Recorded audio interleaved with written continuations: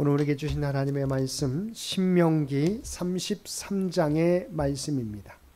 신명기 33장 1절에서 29절까지 말씀입니다.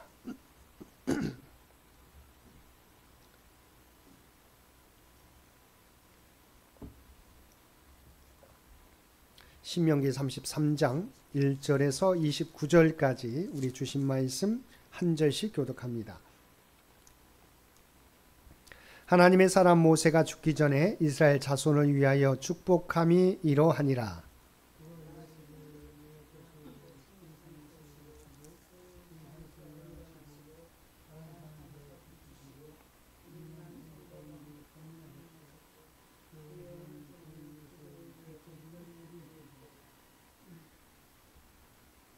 여호와께서 백성을 사랑하시나니 모든 성도가 그의 수중에 있으며 주의 발 아래 앉아서 주의 말씀을 받는도다.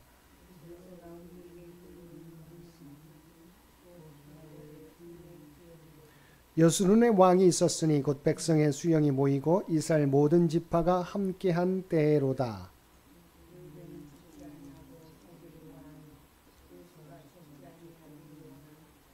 유다에 대한 축복은 이러하니라. 일러스되 여호와여 유다의 음성을 들으시고 그의 백성에게로 인도하시오며 그의 손으로 자기를 위하여 싸우게 하시고 주께서 도우사 그가 그 대적을 치게 하시기를 원하나이다.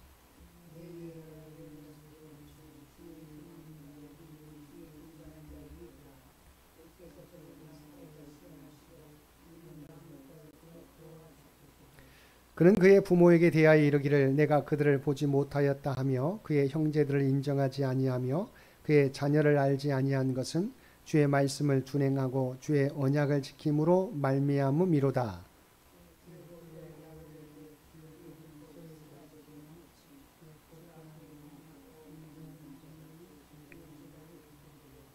여호와여 그의 재산을 풍족하게 하시고 그의 손의 일을 받으소서. 그를 대적하여 일어나는 자와 미워하는 자의 허리를 꺾으사 다시 일어나지 못하게 하옵소서.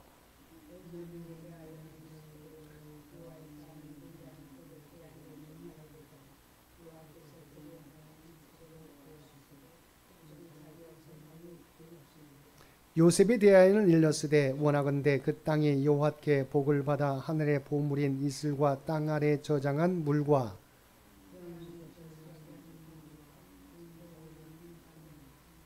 옛산의 좋은 산물과 영원한 작은 언덕의 선물과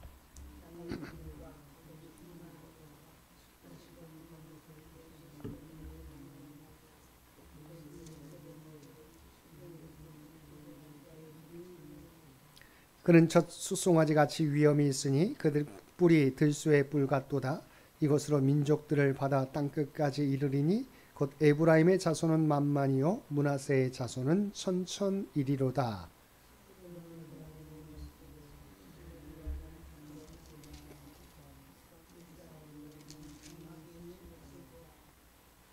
그들이 백성들을 불러 산에 이르게 하고 거기에서 의로운 제사를 드릴 것이며 바다의 풍부한 것과 모래에 감추어진 보배를 흡수하리로다.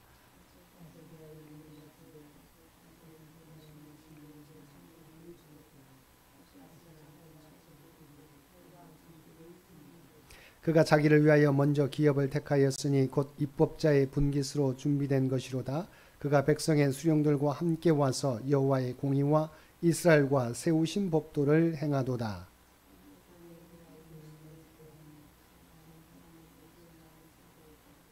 납달리에 대하여는 일렀으되 은혜가 풍성하고 여호와의 복이 가득한 납달리여 너는 서쪽과 남쪽을 차지할지로다.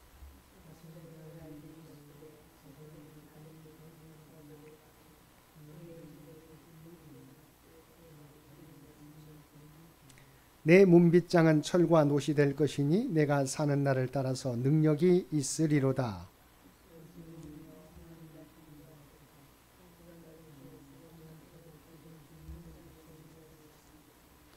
영원하신 하나님이 내 초소가 되시니 그의 영원하신 팔이 내 아래에 있도다. 그가 내 앞에서 대적을 쫓으시며 멸하라 하시도다.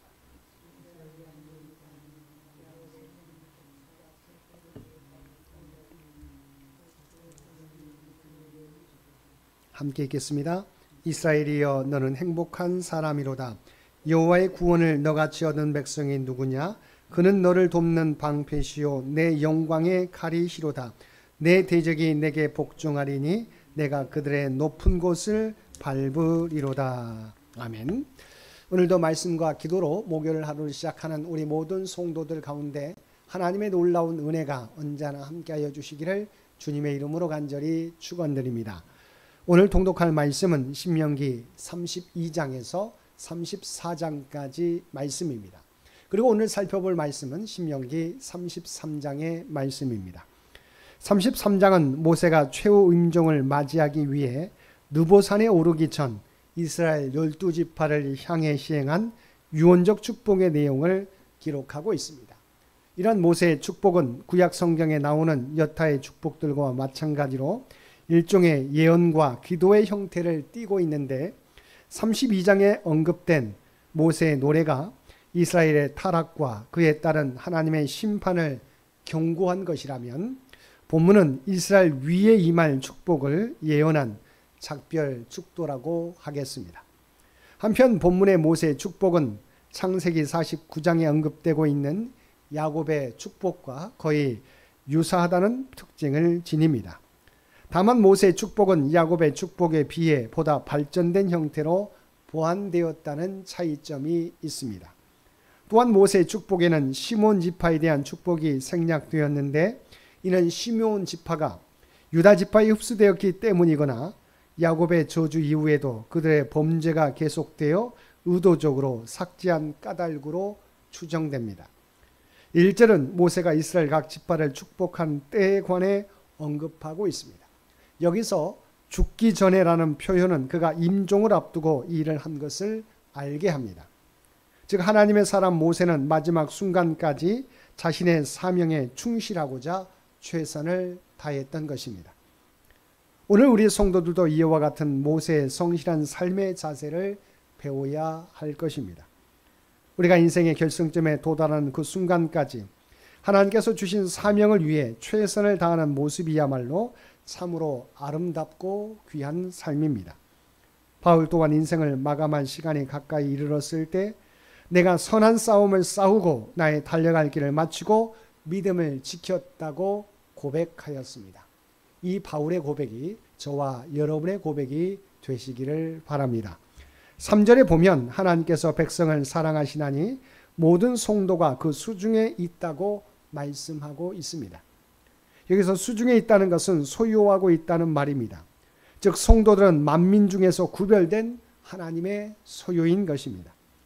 이는 성도들의 안전이 확실함을 나타내 보여줍니다.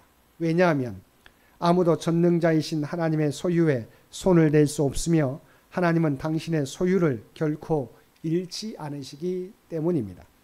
12절은 베냐민 지파에 대한 축복입니다. 여기서 모세는 베냐민 지파를 여호와의 사랑을 입은 자로 표현하고 있으며 그들의 안전에 대한 확신을 피력하고 있습니다.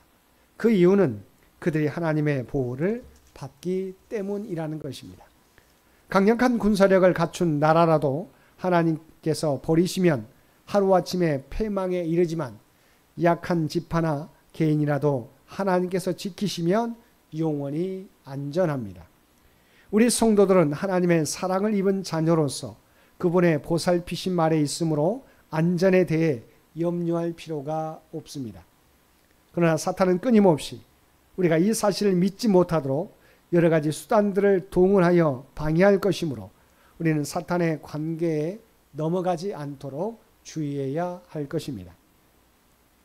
18절과 19절은 스불론과 이사갈 지파에 대한 축복을 언급하고 있습니다. 여기에 보면 모세는 스불론 지파에 대해서는 밖으로 나감을 기뻐하도록 권하고 있고 이사갈 지파에 대해서는 이와 반대로 장막이 있음을 기뻐하도록 권하고 있습니다. 이것은 두 지파의 생활과 관련된 것으로 보입니다. 스불론은 지중해까지 지경을 넓혀 거기서 소득을 얻어야 했던 반면에 이사갈은 기름진 땅을 경작해야 했기 때문입니다. 이와 같이 각 사람에게는 하나님께서 주신 자기의 달란트가 있습니다. 다른 사람과 비교하기보다는 자신에게 주어진 달란트를 활용하여 자신에게 맡겨진 사명을 잘 감당해 나가야 할 것입니다. 23절은 납달리에 대한 축복을 언급하고 있습니다. 은혜가 풍성하고 여호와의 복이 가득하다는 것은 그들이 하나님의 복을 풍성하게 받을 것을 시사하는 표현입니다. 실제로 그들은 물이 풍족하여 농산물이 아주 넉넉한 게네사렛 호수 주변에서 살았는데 그곳은 아열대성 식물이 잘 자라서 요세푸스의 유대 고사에서는 지상낙원으로 찬사를 보내고 있습니다. 참으로 납달리 지파는 하나님으로부터 풍성한 은혜를 받았습니다. 그러나 사실 하나님은 납달리 지파에게만 풍성한 은혜를 베푸신 것이 아닙니다. 하나님은 이스라엘 12지파에게 각기 특성에 맞게 풍성한 은혜를 베푸셨으며 그것은 오늘 우리에게도 마찬가지입니다. 다만 문제는 무엇입니까? 우리가 하나님의 풍성한 은혜를 얻고도 은혜를 은혜로 여기지 않는다는 데 있습니다. 우리는 무엇이 잘 되면 다 자기의 공인 것처럼 생각합니다. 또 무엇이 잘못되면 하나님이 자신을 미워하시기 때문이라고 생각합니다. 하지만 우리가 잘 되는 것은 다 하나님의 은혜의 결과이며 우리가 잘못되는 것은 우리가 하나님의 은혜를 망각하고 그릇되게 행하기 때문입니다. 사실 오늘 우리가 살아가는 것도 다 하나님의 풍성한 은혜의 결과입니다. 하나님의 은혜를 베풀고 도우시지 않으면 우리는 한시도 살아갈 수 없습니다. 그러므로 우리는 우리에게 베푸신 하나님의 은혜가 족한 줄로 알고 항상 감사하는 삶을 살아가야 할 것입니다. 29절을 보면 모세는 이스라엘이여 너는 행복한 사람이로다라고 선포하고 있습니다. 그리고 계속해서 그 이유를 밝히고 있습니다. 그것은 세 가지 이유인데 첫째, 세상에서 그들처럼 하나님의 놀라운 권능으로 구원을 얻은 백성이 다시 없기 때문입니다. 둘째, 하나님이 그들의 방패와 칼이 되어 그들을 보호해 주실 것이기 때문입니다. 셋째, 하나님께서 그들로 대적에게서 승리를 거두게 하실 것이기 때문입니다. 이스라엘이 이러한 복을 누릴진대 어찌 행복한 사람이라고 아니할 수 있겠습니까? 참으로 그들은 행복한 사람들이었습니다. 그와 마찬가지로 예수 그리스도 안에서 영적 이스라엘로 부름받은 우리 성도들 역시 행복한 사람들입니다. 왜 그렇습니까? 첫째, 우리는 다 죽을 수밖에 없는 죄의 노예 상태에서 예수 그리스도의 구속 사역을 통해서 구원을 받았기 때문입니다. 둘째, 하나님께서 우리의 보호자와 돕는 자가 되시기 때문입니다. 셋째, 하나님께서 우리로 승리케 하시기 때문입니다. 사랑하는 성도 여러분, 오늘도 우리가 이러한 은혜를 입고 있다는 사실을 언제나 기억하고 살아가는 저와 여러분이 되시기를 바랍니다. 어떠한 문제와 상황을 만날지라도 주님을 의지하며 믿음을 지키며 우리에게 맡겨주신 사명을 잘 감당하며 살아가는 저와 여러분 모두가 되시기를 주님의 이름으로 간절히 축원드립니다. 함께 기도드리겠습니다. 사랑과 은혜가 충만하신 아버지 하나님, 우리가 누리는 있는 은혜를 언제나 기억하며 이 은혜의 근원 되신 하나님을 의지하며 살아가는 저희들 되게 하여 주옵소서. 어떠한 상황에서도 절망하거나 좌절하지 않고 우리와 함께 하신 하나님을 언제나 바라보게 하여 주옵소서. 오늘도 우리가 서 있는 자리에서 하나님의 살아계심을 우리의 믿음을 통하여 나타내 보여줄 수 있는 저희 모두가 되게 하여 주옵소서. 오늘도 이 나라와 이 민족을 기억하시고 하나님께서 보호하시며 하나님의 뜻 가운데서 통치하시고 인도하여 주시기를 원합니다. 백주년을 준비하며 나아가는 장현재단을 기억하여 주시고 오직 하나님의 뜻이 무엇인지를 깨닫는 저희 모두가 되게 하여 주옵소서. 그래야 하나님의 계획과 뜻을 준비하여 다음 세대, 다음 100년을 준비하는 우리 창현재단이 될 수 있도록 크신 은총 더하여 주옵소서. 육신의 연약함 가운데 있는 죄 백성들, 아버지 하나님, 우리는 연약하여 하나님을 바라봅니다. 주님의 십자가를 의지하며 나아갑니다. 아버지 하나님, 바라옵나니 주님을 의지하며 간구하는 자들에게 하나님의 놀라운 치유와 회복의 역사를 나타내 보여주시옵소서. 날마다 주님을 바라봄으로 하나님께서 베풀어 주신 은혜를 누리며 우리의 맡겨진 사명 감당하는 우리 모두가 되게 하여 주옵소서. 살아온 자녀 손들을 기억하여 주시고 그들에게 주어진 믿음을 잃어버리지 않게 되기 원합니다. 또한 하나님께서 주신 지혜와 능력을 통해서 하나님의 꿈과 비전을 준비해 가는데 부족함이 없는 그들 모두가 되게 하여 주옵소서. 오늘도 우리에게 복된 하루를 허락해 주신 것 진심으로 감사드립니다. 날마다 주님과 동행하며 살아가는 우리 모두가 되게 하여 주옵소서.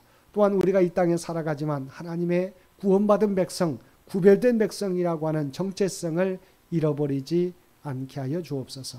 그리하여 우리가 발을 딛고 살아가는 삶의 현장 가운데 그리스도의 아름다운 향기와 선한 영향력을 나타내며 살아가게 하여 주옵소서.